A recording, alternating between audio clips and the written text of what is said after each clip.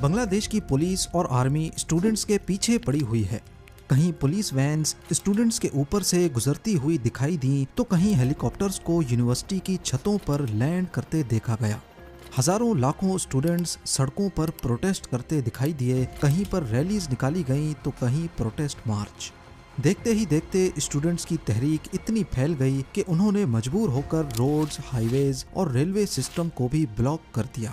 نوبت یہاں تک آ پہنچی کہ بنگلہ دیش کی سرکار نے پولیس کے ساتھ ساتھ آرمی کو بھی اسٹوڈنٹس کے مد مقابل لا کھڑا کیا۔ لوکل میڈیا تو ویسے ہی کچھ رپورٹ نہیں کر رہا تھا، اوپر سے انٹرنیٹ، سوشل میڈیا اور سب سے بڑھ کر واٹس ایپ بھی بلاک کر کے اہم ایریاز میں کرفیو نافذ کر دیا گیا، اور کرفیو بھی ایسا ویسا نہیں بلکہ شوٹ ایٹ سائٹ۔ کئی مقامات پر اسٹوڈنٹس کے اوپر ڈائریکٹ گولیاں بھی برسائی گئیں۔ 200 سے زیادہ نہتے اسٹوڈنٹس مارے گئے، کئی ہزار زخمی اور بے شمار اسٹوڈنٹس کو اریسٹ کر لیا گیا۔ اس سب کے ساتھ ساتھ اتنے دنوں تک ملک شٹ ڈاؤن رہنے کی وجہ سے بنگلہ دیش کو $2 بلین سے زیادہ کا نقصان ہو چکا ہے۔ اتنا سب کچھ ہونے کے بعد سب کے ذہن میں ایک ہی سوال منڈلا رہا ہے کہ بنگلہ دیش میں آخر یہ سب کیوں ہو رہا ہے۔ ناظرین، اس سب کی شروعات 5 جون 2024 کو ہائی کورٹ کے ایک فیصلے کے بعد سے ہوئی، جب انہوں نے بنگلہ دیش سول سروسز میں کوٹا سسٹم کو واپس سے بحال کر دیا۔ شروعات میں کچھ پیسفل پروٹیسٹ دیکھے گئے، لیکن اس کے بعد عید کی چھٹیاں آنی تھیں، اسی وجہ سے ملک بھر میں پروٹیسٹ پوسٹ پون کر دیے گئے۔ عید کے بعد اسٹوڈنٹس نے دوبارہ سے پروٹیسٹ شروع کیے، اور اس بار یہ کچھ زیادہ سیریس تھے۔ انہوں نے روڈز بلاک کیے اور کوٹا سسٹم کو ختم کرنے کی ڈیمانڈ ظاہر کی۔ ویسے تو پروٹیسٹ کا مقصد کوٹا سسٹم کا خاتمہ تھا، لیکن دیکھتے ہی دیکھتے اس میں اور بھی کئی وجوہات شامل ہو گئیں۔ بنگلہ دیش میں عوامی لیگ پارٹی کی گورنمنٹ ہے، اور اسی پارٹی کا ایک اسٹوڈنٹ ونگ ہے جس کو چھاترا لیگ کہا جاتا ہے۔ چھاترا لیگ کے ممبرز نے پروٹیسٹ کرنے والے اسٹوڈنٹس پر کئی مقامات پر حملے کیے، اور وہ بھی پولیس کی سپورٹ سے۔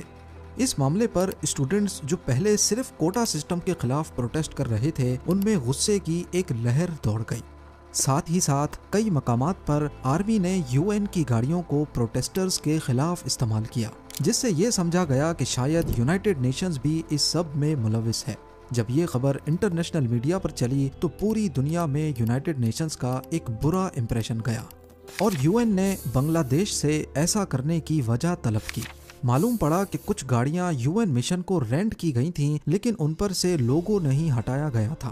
ابھی پروٹیسٹرز کا غصہ تھما ہی نہیں تھا کہ 14 جولائی 2024 کو بنگلہ دیش کی پرائم منسٹر شیخ حسینہ نے کچھ ریمارکس دیے، جس نے معاملے کو مزید گمبھیر بنا دیا۔ ان کا کہنا تھا کہ فریڈم فائٹرز کو اگر جابز میں کوٹا نہیں دیا جائے گا تو کیا رضاکاروں کو دیا جائے گا؟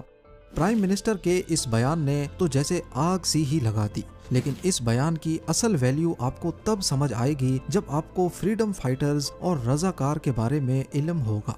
جیسا کہ آپ جانتے ہیں کہ 1971 سے پہلے بنگلہ دیش پاکستان کا حصہ ہوا کرتا تھا۔ اس وقت اس کو ایسٹ پاکستان، جبکہ آج کے پاکستان کو ویسٹ پاکستان کہا جاتا تھا۔ ایسٹ اور ویسٹ پاکستان دونوں کو انڈیا نے ڈیوائیڈ کیا ہوا تھا۔ ان دونوں میں فاصلہ بھی کافی زیادہ تھا، اور دونوں کے بیچ ریلیجن کو چھوڑ کر کافی سارے ڈیفرنسز پائے جاتے تھے، جس میں لینگویج کا فرق سب سے بڑا تھا۔ ایسٹ پاکستان یعنی کہ بنگلہ دیش میں شیخ مجیب الرحمان کی عوامی لیگ کا کافی زیادہ ہولڈ تھا، جبکہ ویسٹ پاکستان میں مختلف پولیٹیکل پارٹیز موجود تھیں۔ اس وقت پاکستان میں مارشل لا لگا ہوا تھا، اور جنرل یحییٰ خان جو اس وقت چیف مارشل لا ایڈمنسٹریٹر تھے، ان کی ذمہ داری تھی پاکستان میں جنرل الیکشنز کروانے کی۔ ان الیکشنز میں ایسٹ پاکستان کی عوامی لیگ کو کافی کامیابی ملی، جنہوں نے ایسٹ پاکستان کی 169 سیٹس میں سے 167 سیٹس کو کلین سویپ کر دیا۔ اب پاکستان کی نیشنل اسمبلی کی ٹوٹل سیٹس ہی 300 تھیں، جن میں سے 167 یعنی کہ آدھی سے بھی زیادہ سیٹس ایسٹ پاکستان کی عوامی لیگ لے چکی تھی، جس کا مطلب تھا کہ عوامی league national assembly of Pakistan میں اپنی گورنمنٹ آسانی سے بنا سکتی تھی۔ پر اس وقت کی ملٹری لیڈرشپ ایسا نہیں چاہتی تھی، جس کے چلتے ایسٹ پاکستان میں سول ڈس اوبیڈینس کی تحریک چل پڑی۔